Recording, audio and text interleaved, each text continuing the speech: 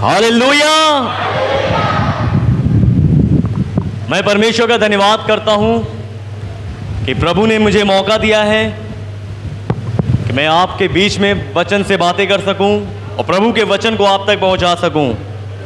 और इस कलीसिया के अगुओं का भी धन्यवाद करता हूं जिन्होंने मुझे मौका दिया कि मैं आपके बीच में परमेश्वर के वचन को लाकर बातें कर सकूं। Hallelujah, hallelujah, hallelujah. आज धन्यवाद का दिन है और आज हम सुबह से ही धन्यवाद के विषय पे बातें कर रहे हैं। पहला थिस्सलुनीकियों उसका 5 अध्याय और उसके 18 पद को पढ़ेंगे। हर बात में लिखा है, हर बात में धन्यवाद करो, धन्यवाद करो, क्योंकि तुम्हारे लिए मसीह यीशु में परमेश्वर की यही इच्छा है। परमेश्वर की यही इच्छा है। हालेलुया। बाइबल कह रही है हर बात में धन्यवाद करो। मान लीजिए हम धन्यवाद ना करें तो क्या होगा? धन्यवाद करने के लिए बाइबल कह रही है कि हम हर बात में परमेश्वर का धन्यवाद करें। यदि हम उसे धन्यवाद ना दें, उसे आदर ना दें, उसे महिमा ना दें, उसकी स्तुति ना करें, उसकी बड़ाई ना करें, उसको ऊंचे पर ना उठाएं, तो क्या होगा? क्या उसके उस व्यक्तित्व पे कोई फर्क पड़ेगा? क्या वो परमेश्वर नहीं रहेगा? क्या वो महान मेरे कहने से ही होगा? क्या वो महान नहीं है? है। क्या वो दयालु नहीं है? है। क्या वो सामर्थी नहीं है? है। क्या वो जिंदा खुदा नहीं है? है। लेकिन धन्यवाद कहने से, धन्यवाद ना कहने से उसका जो व्यक्तित्व पे कोई फर्क नहीं पड़ेगा। फर्क पड़ेगा हमारे जीवन पर। किस पर? जब हम धन्यवाद नहीं कहेंगे तो वो परमेश्वर से छोटा मनुष्य नहीं बन जाएगा। वो परमेश्वर था, है और वो रहेगा। लेकिन हम उसे धन्यवाद जब देते हैं तो हम उसको धन्यवाद देकर उसको ऊंचे पर नहीं, बल्कि हम अपने लिए रास्ते खोलते हैं। हम अपने लिए भला काम करते हैं। हम धन्यवाद तो दे रहे हैं उसे, लेकिन हम सोचते हैं हम उसे दे रहे हैं इसलिए वो महान है। नहीं, वो महान है, इसलिए हमें उसे धन्यवाद देना है। यदि हम उसे धन्यवाद नहीं देंगे तो वो जैसा है वैसा ही रहेगा। लेकिन हमारे जीवन में बहुत सारी गड़बड़ियां आ जाएंगी। हमारा जीवन अस्त व्यस्त हो जाएगा और हम अपने जीवन में बहुत सारी विपत्तियों को, मुसीबतों को, कठिनाइयों को और अपने जीवन के मसीही स्तर को गिरता हुआ देखेंगे। जो हमारा ये मसीही जीवन है, यदि हम उसे धन्यवाद ना दें तो हमारा ये मसीही जीवन ये स्तर नीचे की तरफ गिर जाएगा। उसे कोई फर्क तो पड़ेगा, लेकिन हमें, परमेश्वर को फर्क नहीं पड़ेगा। इसलिए परमेश्वर का वचन ये कह रहा है हर बात में धन्यवाद करो। Yes, hallelujah. क्या वचन कह रहा है? हर बात में धन्यवाद करो। क्यों? क्योंकि तुम्हारे लिए, अभी हमने वचन पढ़ा, लिखा है तुम्हारे लिए, परमेश्वर के लिए नहीं, तुम्हारे यानी हमारे लिए मसीह यीशु में ये इच्छा किसकी है? परमेश्वर की यही इच्छा है। ये इच्छा किसकी है कि हम उसका धन्यवाद दें? परमेश्वर की। और हर बात में धन्यवाद देना है। क्या सिर्फ अच्छे अच्छे कामों में धन्यवाद देना है? क्या हमें सिर्फ हमारा अच्छा हो तभी हम उसे धन्यवाद देना है? यदि हमें कुछ मिलता है क्या हमें तभी धन्यवाद देना है? नहीं। जी हां, हम तभी धन्यवाद देते हैं क्योंकि ये बातें संसार से आई हैं और संसार की जो रीति है वो यही है, यदि मैं किसी को कुछ दूंगा तो ही वो मुझे थैंक यू कहता है। ये संसारिक बातें मसीही जीवन में आ गई हैं और हम उसे धन्यवाद कब दे रहे हैं? जब हमें सब कुछ मिल जाए। अगर हमें ना मिले तो क्या हमें धन्यवाद देना चाहिए? हाँ, देना चाहिए। हाँ, देना चाहिए। अगर ना मिले तो क्या हमें धन्यवाद देना चाहिए? यस, हमें उसे धन्यवाद देना है। जब हमें सब कुछ मिलता है तब ही हम धन्यवाद दे रहे हैं। मेरे पास कुछ नहीं था, आज प्रभु ने मुझे यह बना दिया, प्रभु का धन्यवाद। लेकिन आज मेरे पास जो कुछ नहीं है उसके लिए भी धन्यवाद देना है। याद रखिए, जो नहीं है या फिर जो कम है, ध्यान सुनिए, जो नहीं है या फिर कोई ऐसी चीज कम है, यदि हम उसके लिए उसको खुदा को धन्यवाद देते हैं तो वो चीजें खुदा हमारे लिए बहुतायत से उपलब्ध कराते हैं।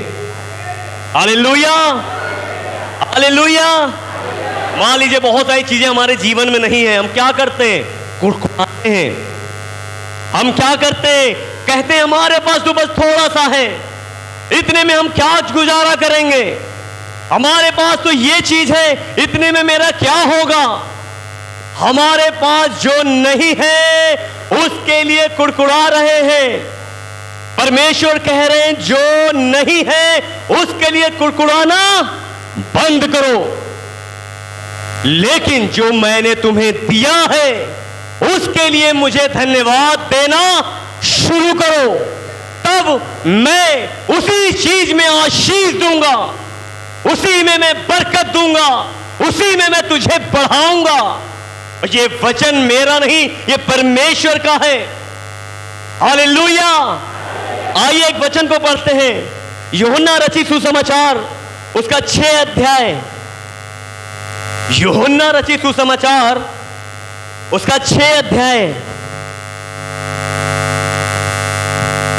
एक बार यीशु मसीह नाव पार करके जा रहे थे और बहुत सारी भीड़ ने देखा यीशु यहां पे जा रहे हैं। बहुत भीड़ ने यीशु का पीछा किया और जैसे ही यीशु मसीह वहां नाव पार करके पहुंचे, देखा बहुत सारी भीड़ पहले से इकट्ठा है वहां पर। यीशु ने देखा इतनी सारी भीड़, यीशु ने उनके लिए प्रार्थनाएं की, उनको वचन सुनाए और वहां शाम होने लगी। तब चेलों ने कहा, प्रभु इनके खाने का इंतजाम करिए।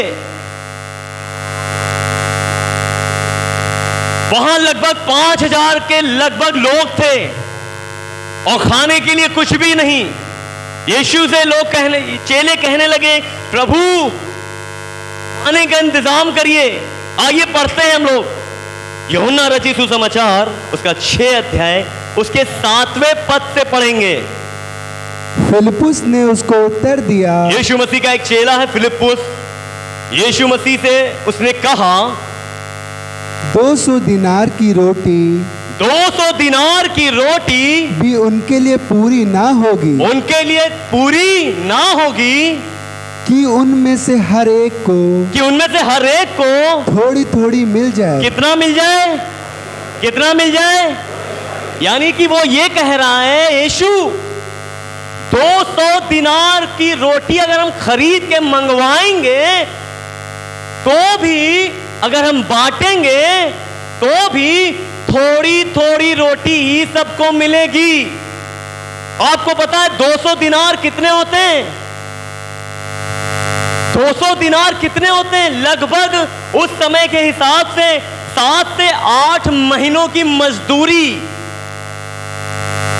यदि कोई व्यक्ति काम करता है लगभग उसे 6 से 7 या फिर 8 महीने काम करने पर जितनी मजदूरी मिलती है, यानी जितना कमाई होती है, उतने रुपए की अगर रोटी भी मंगवाई जाए तो भी पूरी भीड़ को कितनी मिलेगी? थोड़ी थोड़ी ही मिल पाएगी। ये बात किसने किससे कहा? यीशु के चेले ने किससे कहा? यीशु मसीह से कहा। अब ध्यान सुनिए, ये जो फिलिप्पुस है जिसने ये बात कही, मालूम है ये जो फिलिप्पुस ये बातें कह रहे हैं कि इतनी रुपए की रोटी मंगवाई जाए, लोगों में बांटी जाए, फिर भी कम पड़ेगी, ये जो बात कह रहे हैं फिलिप्पुस, ये बात वो जो कह रहे हैं, यही बात हम हैं जो हम भी ऐसी ही बातें कहते हैं। ध्यान समझिए, फिलिप्पुस ने जो बोला वो फिलिप्पुस नहीं, आज के समय में हम हैं। कौन? हम हैं, मैं हूं। आप सब कह सकते हैं मैं हूं। हम में से हर एक व्यक्ति हो सकता है फिलिप्पुस की जगह पर। ये सिर्फ फिलिप्पुस ही नहीं है जो ये कह रहा है कि प्रभु 200 दिनार की रोटी मंगवाई जाए, बांटी जाए, फिर भी कम पड़ेगी। ये मनुष्य की सोच है। ये किसकी सोच है? एक मनुष्य की सोच है, और हम सब मनुष्य हैं। जैसे फिलिप्पुस ने सोचा, आज हम में से हर एक व्यक्ति सोच रहा है और कह रहा है इतने रुपए में ये क्या होगा, इतने कम चीजों में क्या हम करेंगे, मेरे पास कुछ भी नहीं, आगे क्या होगा, मेरे परिवार का क्या होगा, मेरे दोस्तों का, मेरे रिश्तेदारों का, मेरे बच्चों का, मेरे माता पिता का, मेरे घर का इंतजाम कौन करेगा, कहां से आएगा? अपनी बुद्धि लगाई जा रही है। फिलिप्पुस ने एक मनुष्य की बुद्धि के अनुसार विचार किया, और मनुष्य के विचार यही हो सकते हैं क्या? अपनी कैलकुलेशन के हिसाब से कि प्रभु इतना किया जाए तो भी कम पड़ेगा। और यही सोच आज हम सब की है। यीशु के साथ हैं चेले, फिर भी ये सोच उनके अंदर है। आज हम भी हर संडे कलीसिया आ रहे हैं, फिर भी हमारे अंदर यही सोच है कि मेरा क्या होगा, मेरे भविष्य का क्या होगा, मेरे पास तो पूंजी भी नहीं है, मेरे जीवन का क्या होगा, मेरे परिवार का क्या होगा, मेरी जिंदगी खत्म हो जाएगी, मेरे पास कम पूंजी है, इतना बड़ा कैसे बनाऊंगा, अपने व्यापार को कैसे बढ़ाऊंगा, अपनी चीजों को कैसे ग्रो करूंगा। ये मनुष्य की सोच है। जो फिलिप्पुस ने बोला वो हम हैं, और हम में से हर एक व्यक्ति यही सोचता है कि हे प्रभु मेरे पास इतना है, अच्छा मैं ऐसा करता हूं, ये करता हूं, फिर भी देखूं फिर भी कम पड़ जाएगा। मालूम है बाइबल कहती है मनुष्य की सोच और परमेश्वर की सोच में आकाश और पृथ्वी का अंतर है। स्वर्ग और पृथ्वी जितनी दूर है, वैसे ही एक मनुष्य की सोच और परमेश्वर की सोच उतनी ही दूर है। जब फिलिप्पुस ने कहा कि 200 दिनार की रोटी भी कम पड़ेगी, वो भी थोड़ा थोड़ा मिलेगा, फिर आगे तो पढ़िए क्या लिखा हुआ है। उसके चेलों में से शमौन पतरस के भाई, शमौन पतरस का एक भाई था अंद्रियास, उसने कहा, उसने एक बात कही, यहाँ एक लड़का है, यहाँ पर एक लड़का है जिसके पास जौ की 5 रोटी है और 2 मछलियाँ हैं, परंतु इतने लोगों के लिए, लेकिन किंतु, ये कभी सुना आपने? कुछ याद आया आपको? क्या याद आया? भैया जी यही कहते हैं ना, जब कभी किंतु, लेकिन, परंतु आ जाए सतर्क हो जाइए। उसने कहा 5 रोटी 2 मछली, बहुत अच्छी बात कही, लेकिन आगे लगा दिया परंतु, क्या कहा आगे? परंतु इतने लोगों के लिए, इतने सारे लोगों के लिए वे क्या ये है ही क्या? बिल्कुल बदल दिया। पहले तो बोला 5 रोटी है, 2 मछली है, बहुत अच्छी बात, वाह गुड, लेकिन प्रभु इतने लोगों के लिए है क्या? ये अंद्रयास नहीं, ये कौन है? हम हैं। ये हमारी सोच है, बहुत मुश्किलों से कुछ जोड़ा है, ये अरे सामने देखा इतना काम करना है, और हम कहते हैं अरे इतने में क्या होगा, इतने बड़े काम के लिए इतना है ही क्या? ये मनुष्य की सोच है। दोनों चेलों ने बात कही कि इतने रुपए में क्या होगा, इतनी रोटी में क्या होगा। फिर आगे सुनिए क्या लिखा हुआ है। यीशु ने कहा, यीशु मसीह ने कहा, लोगों को बैठा दो। क्या कहा? क्या कहा? लोगों को। ये कौन कह रहा है? इससे पहले चेले क्या कह रहे थे? इतनी भीड़ के लिए ये क्या है? सोच रहे हैं आप? यीशु के पास कितने नेगेटिव लोग आ रहे थे, हमेशा उनके साथ रहते थे। प्रभु ये क्या होगा, प्रभु इससे क्या होगा? फिर भी उस नेगेटिविटी में भी प्रभु ने कहा लोगों को बैठाओ। फिर उस जगह बहुत घास थी, वहां बहुत सारी घास थी। तब लोग, जिनमें लोगों को पुरुषों की संख्या लगभग 5000, पुरुषों की संख्या 5000 थी, बैठ गए। बैठा दिया घास पर। और फिर तब यीशु ने रोटियां फिर ली यीशु मसीह ने रोटी ली और धन्यवाद और करके धन्यवाद की, बैठने वालों को बैठने वालों को बांट दी। वैसे ही मछलियों में से जितनी वे चाहते थे बांट दिया गया। जब वे खाकर तृप्त हो गए तो उसने अपने चेलों से कहा, खाकर क्या हो गए? चेले ने क्या कहा था? यदि 8 महीने की मजदूरी का पैसा भी लाकर रोटी मंगवाई जाए, फिर भी लोगों को बांटी जाए, तो वो उनके लिए पूरी थोड़ी ही मिलेगी। यीशु के पास कितनी रोटियां थी? 5 मछलियां।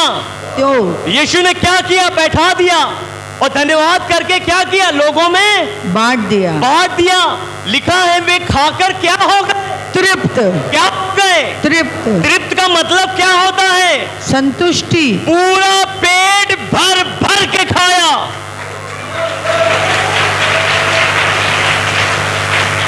तृप्त का मतलब आघा के खाना, भर के खाना, पेट फुला के खाना, ठूस के खाना। इतना खाया, खाने के बाद भी यीशु ने कहा कुछ भी फेंका नहीं जाएगा, सबको बटोर के लाओ।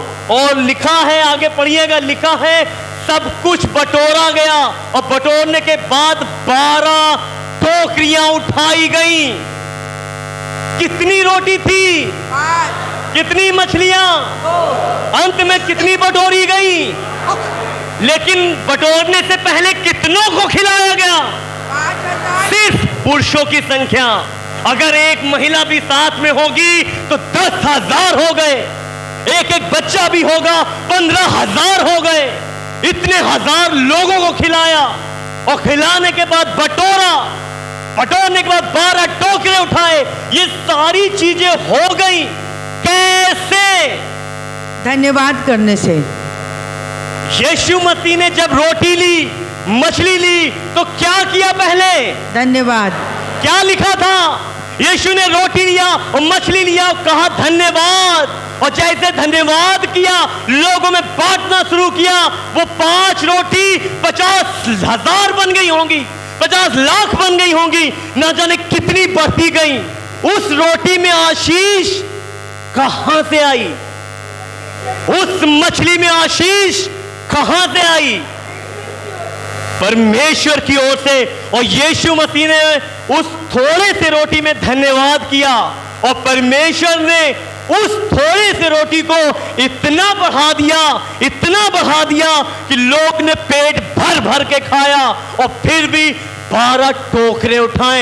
ये है परमेश्वर को धन्यवाद देने की सामर्थ।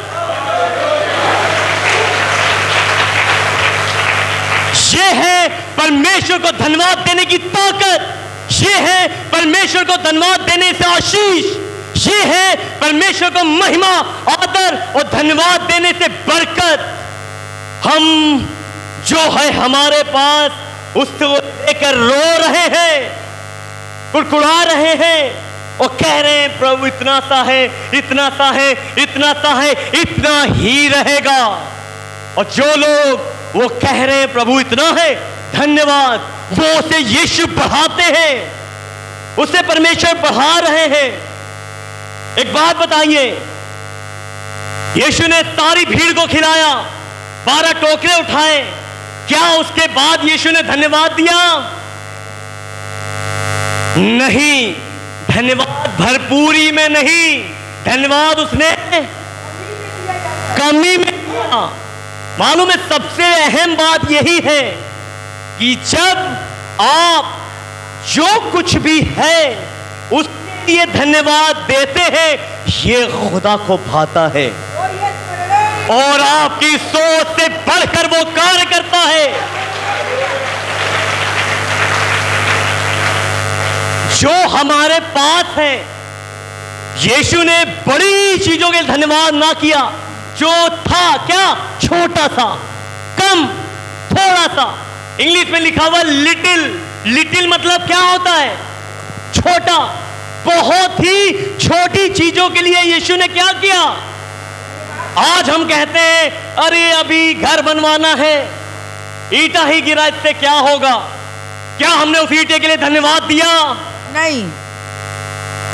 आज हमें बड़ा काम करना है, हमारे पास थोड़ा है, हम कहते हैं इससे क्या होगा? हम फिलिप्पुस और अंद्रियास बन के बैठे हुए हैं।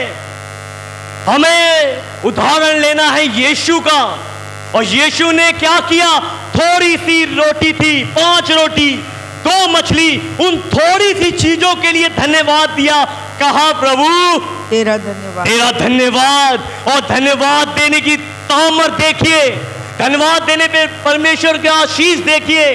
क्या चेले या फिर वहां के बैठे लोग ये सोच सकते थे? क्या कोई कल्पना कर सकता है 5 रोटी से इतनी भीड़ को खिलाया जा सकता है? मालूम है ये सच में एक अद्भुत, एक ऐतिहासिक घटना है।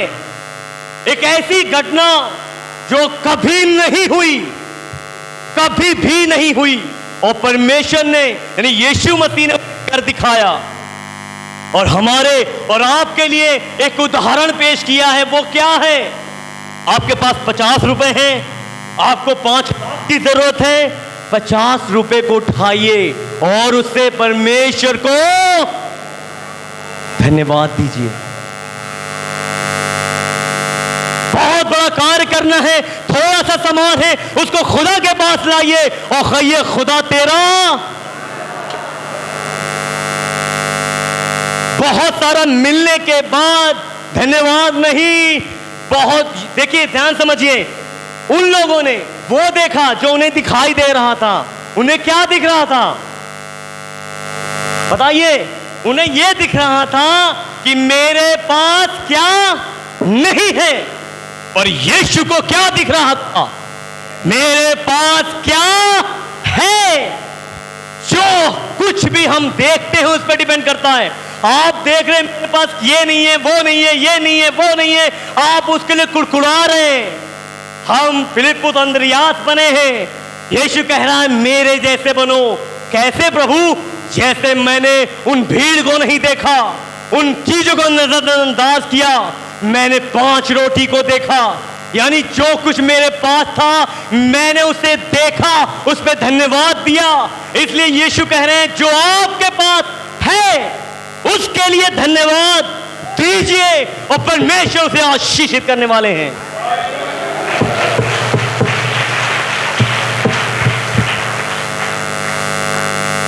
हम अक्सर यही देखते हैं, क्या नहीं है, ये नहीं है, वो नहीं है। आज ये वक्त है सिर्फ वचन को सुनकर भुलाने के लिए नहीं है, ये वचन को सुनकर आज से, अभी से, इसी वक्त ये वचन को अपने जीवन में लागू करना है और कहना है, प्रभु मेरे पास 10 कपड़े नहीं है, मैं नहीं देखूंगा कितने नहीं है, मैं ये देखूंगा कितने कपड़े हैं। मेरे पास घर नहीं है, कोई बात नहीं, मैं ये देखूंगा आपने मुझे कहां रखा है। मेरे पास पैसे नहीं है, बैंक बैलेंस नहीं है, कोई बात नहीं, मैं ये देखूंगा क्या आपने मुझे दिया है, मैं उसके लिए धन्यवाद दूंगा। जो नहीं है उसके लिए कुड़कुड़ाने के बजाय जो है हमें उसके लिए यीशु को धन्यवाद देना है और यीशु उसमें बरकत देंगे। Hallelujah, hallelujah. ये वचन ये हमारे लिए है कि आज से हम इस वचन को पालन करें और याद रखें, बड़ा काम होने के बाद नहीं, काम होने से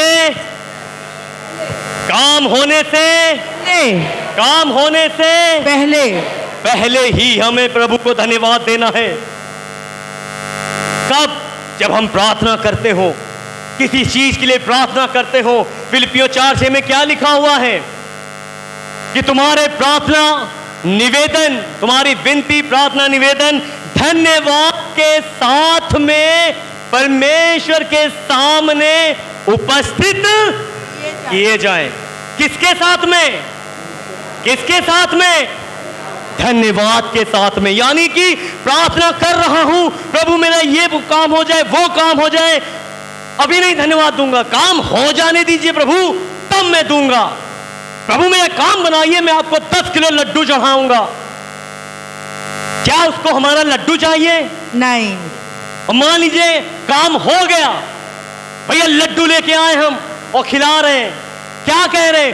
मैंने माना था, यानी प्रभु को लड्डू मिला और प्रभु ने काम किया, ऐसा विचार हमें अपने जीवन से निकालना है।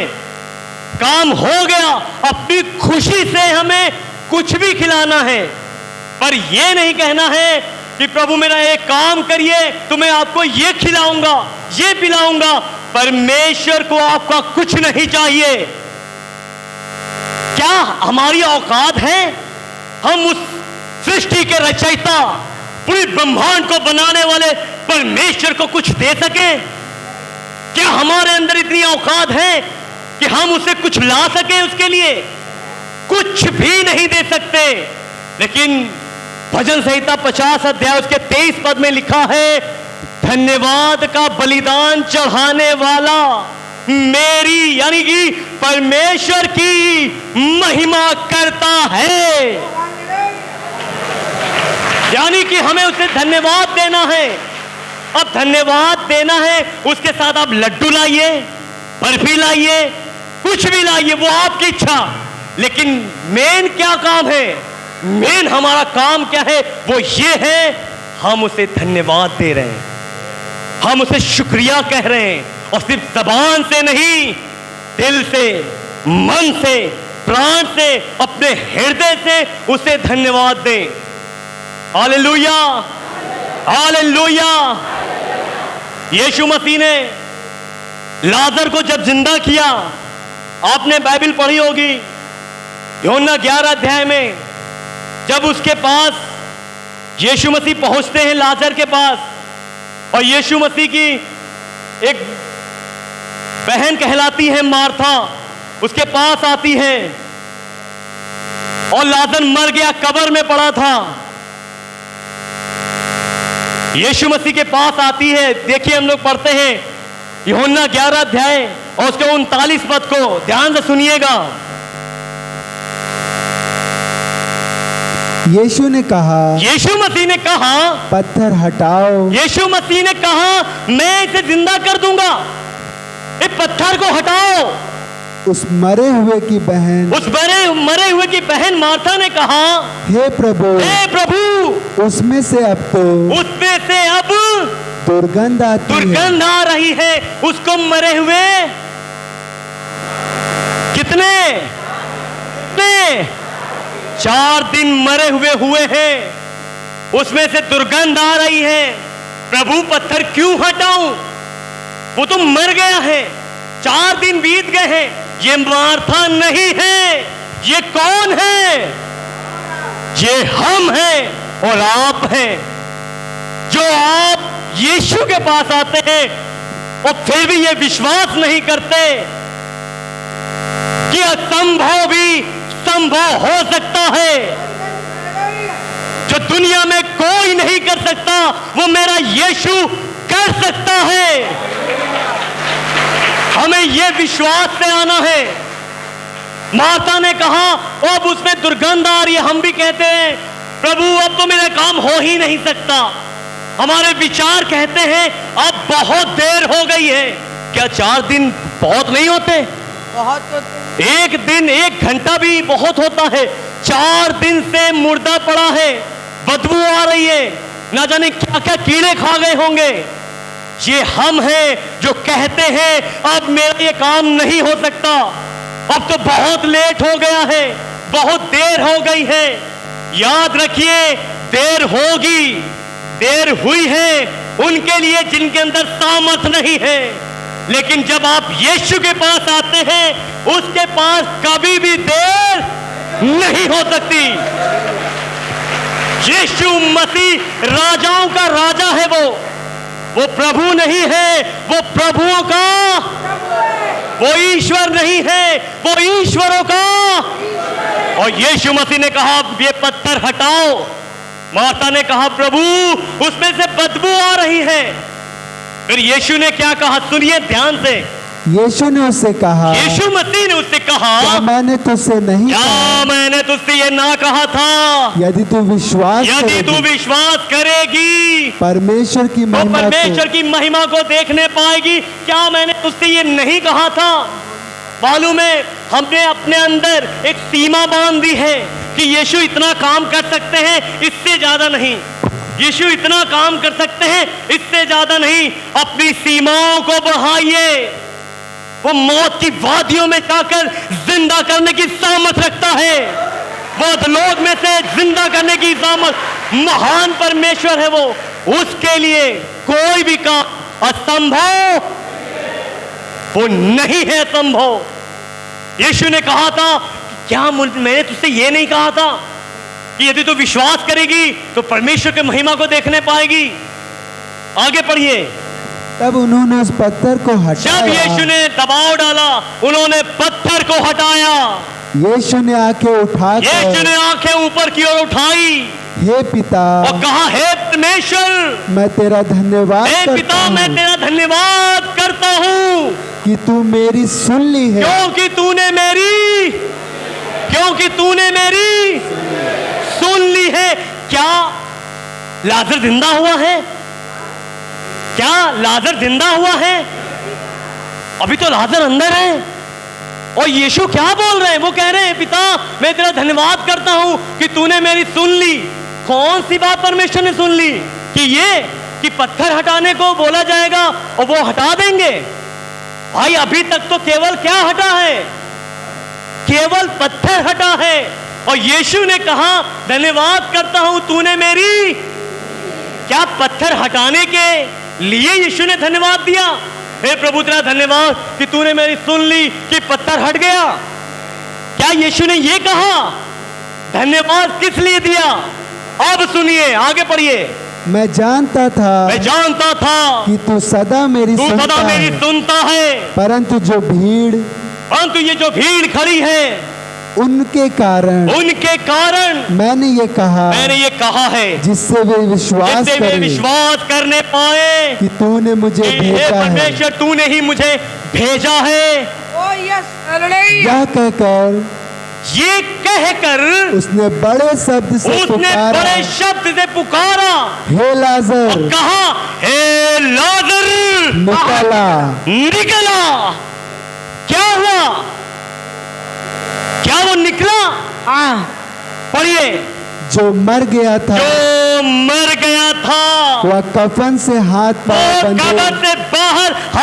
बंधे हुए बाहर निकल आया। हम जिन कामों को समझते हैं कि कभी नहीं होगा, आप यीशु के पास आइए और कहिए, प्रभु मैं तेरा धन्यवाद करता हूं कि तूने मेरी सुन ली है, तू मेरा एक काम करेगा, तूने कर दिया है। और मालूम है जब उसे धन्यवाद देते हैं वो काम हो जाते हैं। यीशु ने धन्यवाद लाजर के जिंदा होने के बाद दिया। क्या यीशु ने धन्यवाद लाजर के जिंदा होने के बाद दिया? क्या कब दिया? पहले दिया। हमें कब देना है? हमें पहले भी देना है और यानी कि पहले दे दिया, प्रभु मेरा काम तूने कर दिया है, धन्यवाद। अगले पल गाड़ी मांगी थी, गाड़ी आ गई, मार घूम रहे गाड़ी में, प्रभु को भूल गए। और जैसे ही एक्सीडेंट हुआ याद आ गए, रे रे रे रे प्रभु को धन्यवाद नहीं दिया। हमारा काम है पहले भी धन्यवाद, बाद में भी धन्यवाद, उठते समय भी धन्यवाद, सोते समय भी धन्यवाद, आते समय भी धन्यवाद, जाते समय भी धन्यवाद, हर समय धन्यवाद धन्यवाद धन्यवाद धन्यवाद ही कहना है। हालेलुया। क्यों? क्योंकि ये परमेश्वर की इच्छा है। क्यों कहना है? क्योंकि ये परमेश्वर की प्रभु जो मांगूंगा पहले धन्यवाद कहूंगा, जो मिल जाएगा उसके लिए धन्यवाद कहूंगा, लेकिन जब मेरे ऊपर मुसीबत आएगी तब प्रभु मुझसे धन्यवाद नहीं निकलता है। जब मेरे ऊपर तकलीफें आती हैं तब मैं धन्यवाद नहीं कह पाता हूं। जब मेरे लोग मुझे सताते हैं, मुझे ताने मारते हैं, तब मैं धन्यवाद नहीं कह पाता हूं। तब तो मेरे मनों में कड़वाहट आती है उस व्यक्ति के लिए। मालूम है परमेश्वर चाहते हैं उस समय भी हम धन्यवाद दें। कब? जब हम सताए जाएं, जब हम पे जुल्म हो और जब हमारे ऊपर बहुत सी विपत्तियां आए, तब भी हमें धन्यवाद देना है। याद रखिए, सिर्फ ये नहीं सीखना है कि धन्यवाद दिया, मिल गया, फिर धन्यवाद दिया। नहीं, अपनी जिंदगी में, मुसीबतों में, दुखों में, कष्टों में, परेशानियों में, हर परिस्थितियों में परमेश्वर को धन्यवाद देना है। क्या होगा? कोई फर्क पड़ेगा? क्या परमेश्वर कभी सुनेगा? मालूम है, जी हां, जब आप धन्यवाद देंगे सुनेंगे परमेश्वर। पौलुस सिलास को पैर काठ में ठोक दिए गए थे, जेल में बंद कर दिया गया था, लिखा है पैर ठुका हुआ है। सोचिए, जेल में बंद है और वो गाना गा रहे हैं, भजन गा रहे हैं, स्तुति कर रहे हैं, परमेश्वर को महिमा दे रहे हैं, और लिखा है वहां भूडोल हो गया, नींवें हिल गई, बंधन खुल गए। मालूम है, जब विपत्तियां, परेशानियां, मुसीबतें हमें घेरे, हमें कहना है प्रभु धन्यवाद, और वो सारी मुसीबतों का बंधन तोड़ देगा, बीमारियों का बंधन तोड़ देगा। जैसे पौलुस के, सिलास के बंधन तोड़ दिए, परमेश्वर हमारे भी बंधन। कहना क्या है? सिर्फ जबान का इस्तेमाल करना है। किसका?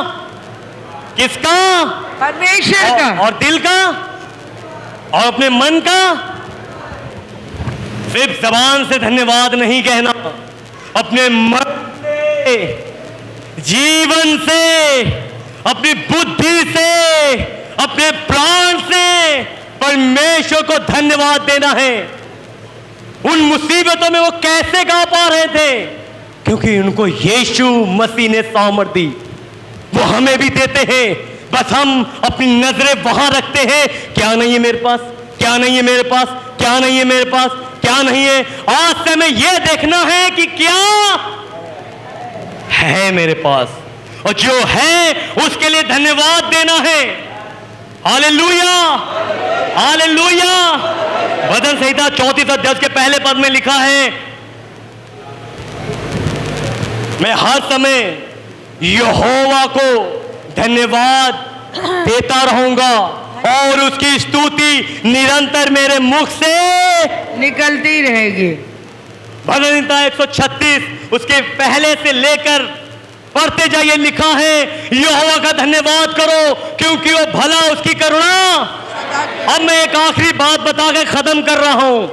अब तक जितनी भी बातें बताई हैं उन सब से बढ़कर यह बात है जो अब मैं बताने जा रहा हूं। भजन संहिता उसका 86 अध्याय उसके 12वें और 13वें पद में लिखा है, हे प्रभु, हे परमेश्वर, मैं तेरा धन्यवाद करता हूं। क्यों? क्योंकि तूने मुझे अधलोकों की तह में जाने से बचा लिया है। आपको यहां गाड़ी मिल जाए, बंगला मिल जाए, घर मिल जाए, रुपया मिल जाए, पैसा मिल जाए, सब कुछ मिल जाए, और यदि आप नरक जा रहे हैं, कोई फायदा इन चीजों का? क्या कोई फायदा है इन चीजों का? नहीं। यानी कि जब हम गाड़ी के लिए धन्यवाद दे रहे हैं, पैसों के लिए धन्यवाद दे रहे हैं, संसार के लिए धन्यवाद दे रहे हैं, तो जो हमें स्वर्ग ले जा रहा है, जो हमें हमारे लिए मारा गया है, उसने हमारे लिए लहू बहाया है, हमारी जिंदगी बचाई है, क्या हम उस चीजों के लिए उसे धन्यवाद नहीं देंगे? बिल्कुल। आज से हमें उसे धन्यवाद देना है और कहना है, प्रभु आपका धन्यवाद कि आपने मुझे नरक में जाने से बचा लिया और आपने मुझे अपना बेटा बना लिया है। हालेलुया। प्रभु इस वचन के द्वारा आप सबको आशीष दे। हालेलुया।